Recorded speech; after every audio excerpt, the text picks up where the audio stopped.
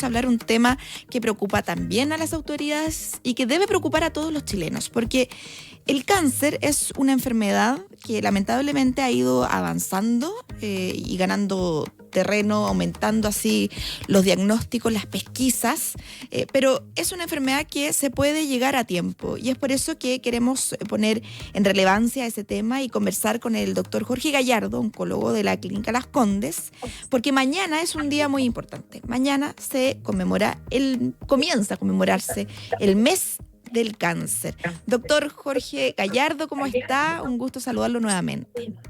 Buenas tardes, Carla. Buenas tardes, auditorio de Mundo Infinito. Un gusto estar con ustedes acá conversando este tema que es tan importante para la población chilena, porque aproximadamente 1 de cada 4 chilenos desgraciadamente muere de esta enfermedad y cerca del 40% de nosotros en algún momento se enferma de esta tremenda dolencia, este problema tan importante para nuestra salud pública. Y una enfermedad que también impacta a toda una familia. Cuando hay detrás de un paciente también hay familiares que acompañan, que cuidan, y es por eso también que la repercusión es muy amplia. Y lo importante es saber que cuando se diagnostica a tiempo, el pronóstico puede ser muy diferente. Y queremos conversar de algo que preocupa, porque ha aumentado mucho el cáncer en jóvenes.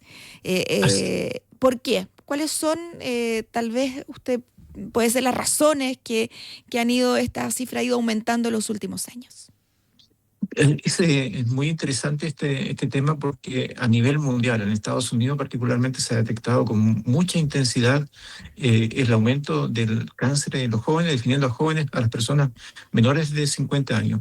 Y esto se ha observado particularmente en la población latina, también en la población negra, pero es un problema que está presente en muchos países del mundo, Japón, Asia, son varios, también en Europa, y en Chile también comenzamos a observar algunos de estos indicios, aunque en menor intensidad. Son particularmente cánceres asociados a la obesidad, al sedentarismo y a la ingesta de comidas de alta densidad calórica, también las comidas muy ricas en carnes rojas y en grasas de animales. El cuadro completo no se entiende, además como son tantas enfermedades, se van conjugando de manera distinta. Por ejemplo, si mencionáramos el aumento de cánceres del tipo melanoma, con cáncer de la piel, ahí esto se relaciona con el exceso de exposición al sol. Si lo relacionamos con cáncer de mama, que es una enfermedad que también ha estado aumentando en los jóvenes, esto se relaciona en gran medida a obesidad y sedentarismo. También se asocia en alguna medida pequeña al hecho de una maternidad tardía o de la ausencia de maternidad o de no lactancia. Así que son factores diversos. Pero lo importante es que nosotros los especialistas, y sobre todo el médico general, debe poner atención a algunos síntomas y no pensar, no descartar, porque la persona es joven, de que no va a tener un cáncer. Y esto es particularmente relevante en una enfermedad que sí está siendo muy prevalente en Chile, el cáncer de colon, asociado a esto el cáncer de recto, enfermedad muy parecida, muy asociada. Entonces a veces pensamos de que no, si tiene un colon irritable, no, son los trastornos psicológicos, le hizo mal una comida nada más, y en realidad de fondo hay una enfermedad grande, hay un cáncer. Entremos a Así hablar que sobre el cáncer sí. gástrico y del sistema digestivo en general, porque incluso las políticas públicas o al menos las pesquisas que se están haciendo, los exámenes que se están pidiendo han cambiado, se han modificado de acuerdo a estos datos que usted está entregando, que han aumentado la detección más temprana.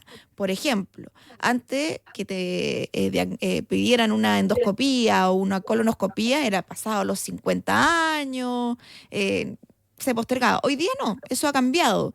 Incluso la endoscopía se recomienda a partir de los 40, la colonoscopía a partir de los 45, si es que no hay antecedentes ni sospecha, además. Familiares, claro. Así es. Bueno, tenemos que puntualizar de que en Chile en general, por la carencia, sobre todo en el sistema público, de recursos para poder establecer un diagnóstico de una persona que ya tiene síntomas, se ha hecho difícil esto de la implementación de políticas de lo que llamamos tamizaje o screening, es decir, tratar de hacer los exámenes antes de que hayan síntomas en personas de alto riesgo. Pero, como usted mencionó, si tenemos una persona, un hombre sobre todo, porque el cáncer gástrico afecta mucho más a los hombres que a las mujeres, pero si tenemos síntomas por ejemplo, dolor en la parte más alta del abdomen, lo que llamamos la boca del abdomen en el lenguaje cotidiano, no hay que confiarse y pensar de que es simplemente una gastritis y tomar un antiácido. No, hay que actuar precozmente y hacer una endoscopía para poder establecer, estar seguro si hay o no un cáncer gástrico, que son además muy agresivos. Y lo otro, lo de cáncer de colon, en Estados Unidos, donde existe una implementación más masiva del examen, ya si una persona tiene 45 años, por el hecho de tener 45 años, se le recomienda hacer la colonoscopía larga, evaluar el recto y el colon en toda su extensión para determinar si hay una lesión maligna oculta o si hay una lesión premaligna, la cual podemos extirpar y conseguir que el cáncer no aparezca nunca. Podemos prevenir el cáncer y eso ha sido muy exitoso en Estados Unidos, en Japón y los otros países donde se ha implementado. Acá en Clínica Las Condes sugerimos siempre a las personas sobre 45 hacerse la colonoscopia y si, como usted mencionó, Carla, si la persona tiene antecedentes familiares de algún tipo de cáncer, comenzar tempranamente también con estos exámenes. Y si nos movemos a otra área, cáncer de mama, una enfermedad tan preocupante en los jóvenes, en general en las mujeres, pero también particularmente en las mujeres jóvenes ahora, es hacerse el autoexamen y hacer la ecografía, hacer la mamografía cuando corresponda, y si existen antecedentes familiares de cáncer de mama, no esperar hasta los 45 años, sino hacerla un tanto antes, algunos años antes, de manera proporcional a la edad de la familia. Si la mamá tuvo cáncer de mama a los 40 años, o 40, a esa edad se recomienda comenzar con la mamografía. También ahora hemos incluido mucho lo que es la consejería genética, hacer exámenes biológicos que nos permiten identificar si hay un factor hereditario presente en esta familia que ha conducido a esta persona joven a tener un cáncer de mama, un cáncer de colon o de otro tipo, porque Yo creo, esto nos ha... ¿Sí? no, doctor, que estamos conversando con el doctor Jorge Gallardo, oncólogo de la Clínica Las Condes, y usted pone sobre la mesa un tema que en su minuto incluso generó polémica dentro del mundo médico, quiénes se tienen que hacer los estudios genéticos. Estoy hablando hace 15 años atrás, 20 años atrás, incluso cuando Angelina Jolie empezó con este tipo de, al menos públicamente, comentarlo. Pero hoy en Así día es. tiene una particularidad que la genética se va alimentando entre más personas se estén haciendo estos exámenes, se va aumentando como el pool de información. Entonces va cambiando incluso si yo, por ejemplo, por mis temas de salud, me tuve que hacer ese examen. Afortunadamente me salió bueno, pero lo que se sabe es que ese examen queda ahí y se va alimentando de nueva información. Entonces, si hay avance o nuevos reconocimientos de enfermedad, incluso se revisa y me podrían llamar, por ejemplo. Así es, Pero, exactamente así, Carla. pero es un examen muy caro. Sí. No todo el mundo puede acceder a eso. ¿Quiénes debiesen pensar en hacerse este examen? Bueno, al momento que diagnosticamos un cáncer en personas jóvenes, en todos ellos, incluso hay algunas recomendaciones, por ejemplo, para el cáncer de mama en Estados Unidos, todas aquellas mujeres que tienen cáncer de mama antes de los 60 años, se recomienda hacer una evaluación de las características biológicas que están conduciendo a este cáncer, y esto tiene dos connotaciones diferentes. Por una parte,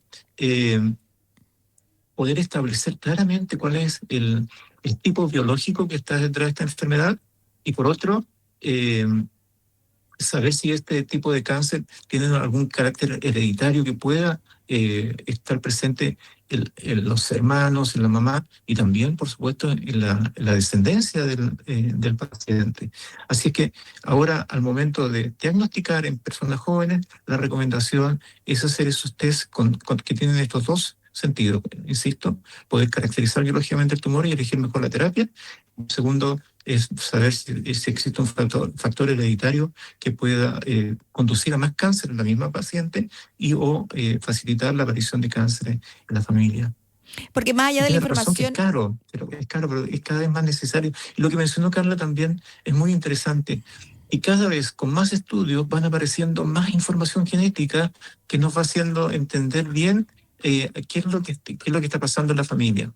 y no solamente información para la familia, al menos cuando uno se hace un examen genético, primero pasa por un consultor, un doctor que Claro, te va orientando en el fondo, porque no es llegar y hacerse el examen genético para evaluar cualquier enfermedad. Hay enfermedades que me no, no. explicaban, no tiene mucho sentido hacerse un examen genético. ¿Qué gano yo con saber que tengo probabilidad de tener tal gen que podría modificar o presentar una enfermedad, no sé, que no tiene cura? Sí, claro. Es generar ansiedad, generar angustia y no puedo hacer nada para prevenirla. En cambio, por ejemplo, si yo sé que tengo mayor probabilidad de tener un cáncer de colon, por ejemplo, puedo hacerme un chequeo constante y poder atacarlo a tiempo, en el fondo.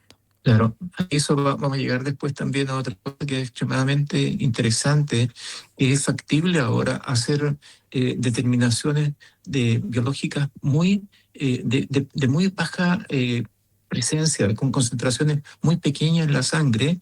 Estos exámenes se llaman ctDNA o DNA de células tumorales circulantes y podríamos, en teoría, dentro de pocos años más, anticiparnos a la aparición del cáncer antes que esto aparezca radiológicamente, utilizando la misma técnica, así que esto va creando y va ampliando las fronteras del conocimiento. Y ahí el manejo clínico es absolutamente distinto. Podría incluso evitarse, no sé, tratamientos que tienen consecuencias, que son difíciles, como una quimioterapia tal vez.